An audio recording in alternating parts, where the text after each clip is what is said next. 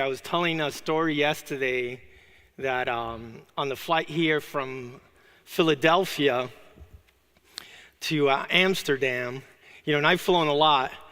We boarded the plane, we were on the plane, and they said, you have to deboard. And we're like, deboard? What's going on? We were sitting there for like 20 minutes. And what had happened was the baggage truck guy ran into the engine, right? And I'm wondering, this is a 767 Boeing airplane. I don't know if you know the size of the engine. It's massive. I'm like, how do you miss this? But what happened is that this person must have done this repetitive task hundreds and thousands of times, right?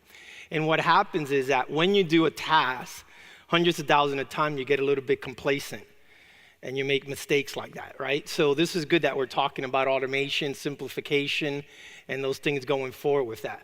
So part of what I'm going to talk about initially is what I see from an industry perspective and get you some clarification on the market.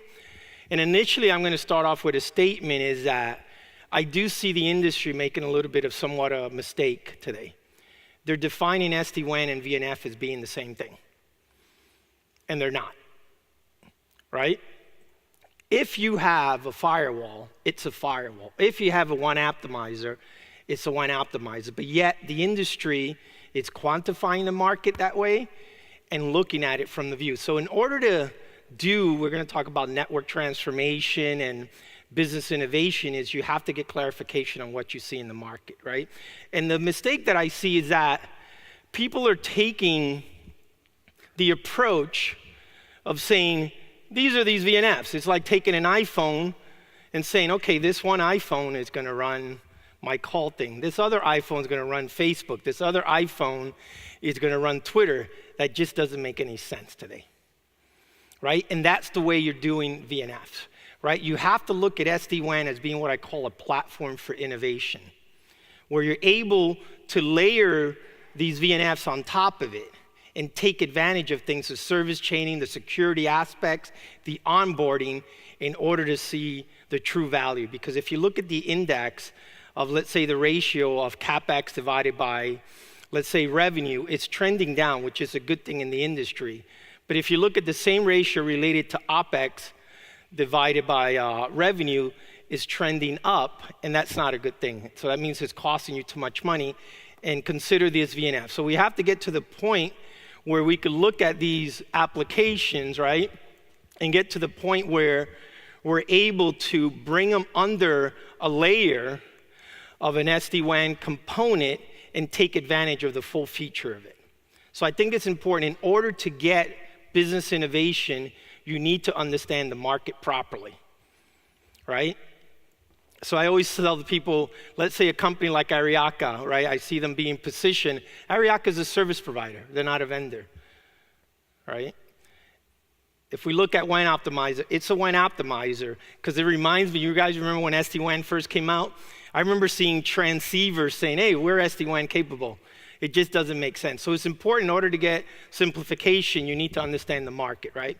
The other part is that we talked about complacency in the market. We do see the market, and we've had a lot of sessions. Some of our analysts have been talking about automation, and I think it's a good thing in the industry, right? Because it prevents these people from running into engines, right? But the key is that whether it's a mobile area where you're looking at cell sites, right? And then from a cell site to a transport to a data center, you're doing silos of automation, and you can only get so much. Now we have to get to the point where we're able to look at the service that's being delivered in there. And once that service is being delivered, then you could add more value across and do automations for a service, not an individual silo. Because what ends up happening is if you look at the impact this has overall, is the customer acquisition cost when you delay it by a certain number, whether it's 3 months, 12 months, whatever the number is, it has almost a 38% impact. And these are real numbers because we're working with a lot of these carriers, right?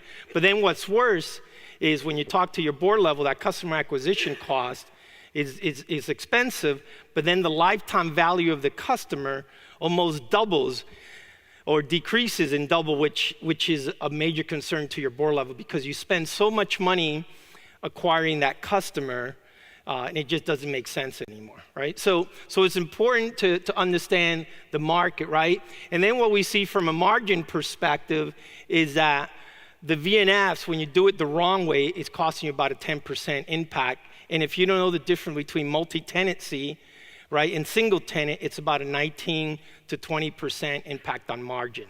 So make sure when you're dealing with some of the vendors, you know the difference between the two. And then lastly, it's more related to the overall market. There's the market for VNF, and there's the market for SD-WAN, right? SD-WAN started as a DIY type scenario, right? But we do see the market transitioning more to being more telco based, and from a telco perspective, that's where the money's going to be at. But the revenue perspective for telco are much different. If we look at the percentage of the market where MPLS was, most of the globe had about a 25% penetration globally on MPLS. So people started with DIY, but they transitioned. So I think there's major opportunities to go forward with.